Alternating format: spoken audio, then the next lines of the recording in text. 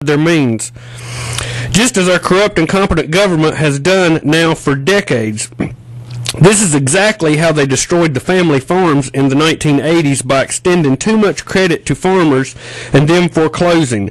The banks receiving the bailout money are actually using it to purchase smaller banks. I want everyone to understand this has been done to begin the largest consolidation of the financial sectors worldwide. Has anyone heard of anyone in foreclosure supposedly being helped by this money? What a joke. I spoke to two people this week, one a retired banker who had lost 35% of his life savings in the last 5 weeks, and a lady about 62 years old nearing retirement who said she had lost $50,000 in her 401k in the last month, and now she could never retire. I have been openly stating that our government has miserably failed we the people. Our jobs have been outsourced to China, our factories closed, our borders left wide open, we are overrun by illegal aliens.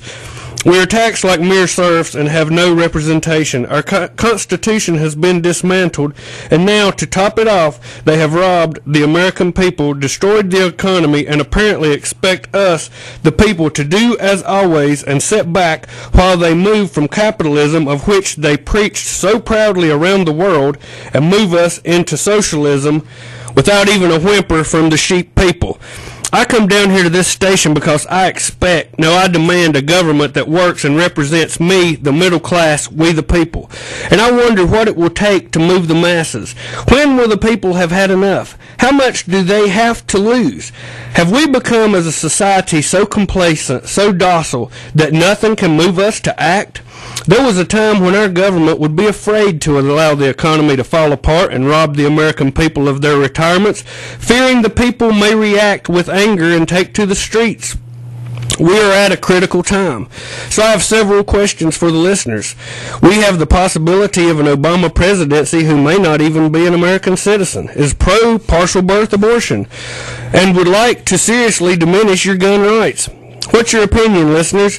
What do we need to do in this country to really fix our problems? What has happened to our country, and how far has it got to go till society has had enough and will start to resist the tyranny of which we are facing?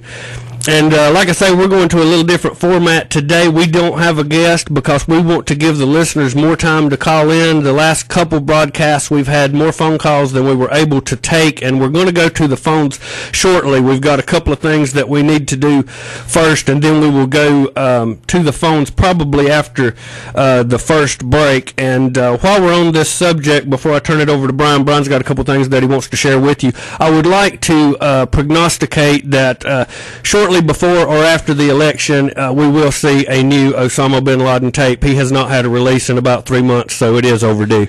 Brian, what you got for us today? Well, Farron, I'd just like to take a moment to read a letter that we received here in the mail from a listener. Dear Farron and Brian, I commend you in your battle for truth and justice. People of Statesville, beware, your lives are in danger. You have to wake up to the fact that our government is not what you think it is. Our president is a figurehead, a puppet, told what to say and do by a large group of people known as the Illuminati, the elite, the New World Order.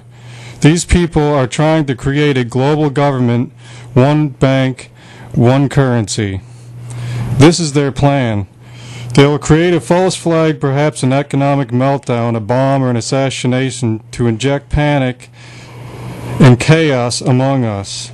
Then they will bring in martial law, many arrests will take place, and you will be taken to internment camps where you will be tortured, brainwashed, or even killed. These people want to eliminate three-quarters of the population. Those that are left will become slaves. God blessed our nation, and throughout history we have fought against evil, but we have become complacent and passive. History repeats itself. We must stand up and fight this evil which is Satan himself. If we don't, we will become prisoners of the New World Order. God help us all, Terry. And I really enjoyed that letter. I'd like to inform everyone you can email us, you can contact us. We will read your messages on the air. This is a forum for you, the listeners. You don't have to agree with everything that me and Brian aspire to. Everyone has differences of opinion, and that is what this is for. Your opinions are welcome. That's what we want to have here. And we've got a phone call. Let's go ahead and go to that, Ty. Hey, are you with me on the Real News? Hey, are you with me?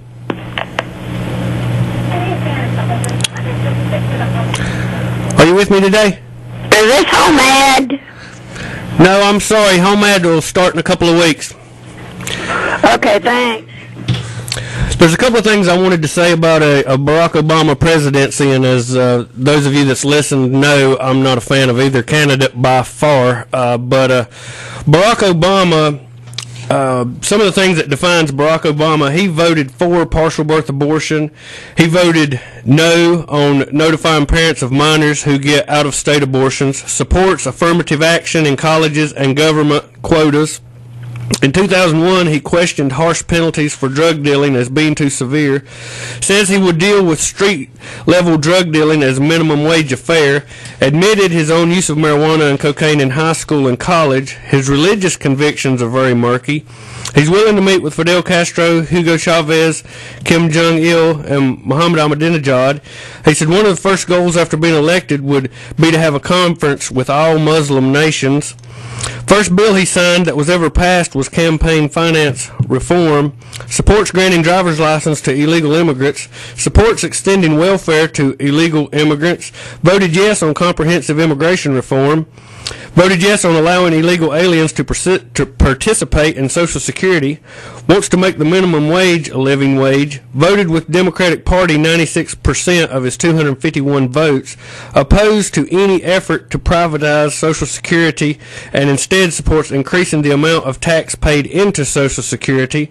He voted no on repealing the alternative minimum tax, which now hits the middle class income tax brackets. He voted no on repealing the death tax. He wants to raise the capital gains tax, and he is ranked as the most liberal senator in the Senate today, and that takes a little bit of doing. So I wanted to get everyone's opinion on Barack Obama. They say he's leading in the polls. Your opinion on him as a president, and John McCain too, because he wants to keep us in Iraq for 100 years. So in my opinion, we don't have a lot to vote for this go around. But you're more than welcome to call in with your opinions after we go to a break. And Brian, we'll go back to you. Go ahead with what you got for us today. This is an article by Thomas J. DiLorenzo from LouRockwell.com. I just want to go over. Socialist or National Socialist, take your pick. Americans will decide next week whether the next president will be a socialist or a national socialist. Lest you think I exaggerate, consider McCain's campaign theme of country first before everything else, your private life, your job, your children, your education, your marriage, everything. Ask yourself how this differs from the philosophy of German fascism, which preached the common good comes before the private good. Or consider the fact that McCain supported the Wall Street plutocrat bailout bill. A defining characteristic of fascism was that all profits were private, but losses were socialized. And oh yes, military imperialism and dictatorial executive were also key figures of European fascism. Recall that McCain promised that if elected, paraphrasing, I will order the Secretary of the Treasury to buy up all the foreclosed mortgages. Is that really part of the delegated powers in Article 1, Section 8 of the U.S. Constitution? And then there's Comrade Obama, who has announced that he wants to change the world by spreading the wealth. Didn't Karl Marx and Engels say the same thing in 1848? As is well known, Obama had long, close association with Acorn, the far-left political organization that employed him as legal counsel in Chicago. It is Acorn-style community organizing that Obama claims is his political forte and qualification for running for president. He boasts of having worked with Acorn to register tens of thousands of new voters and has defended the organization against all critics. It is safe to assume that there must be a conflict of interest here between Obama and Eggcorn.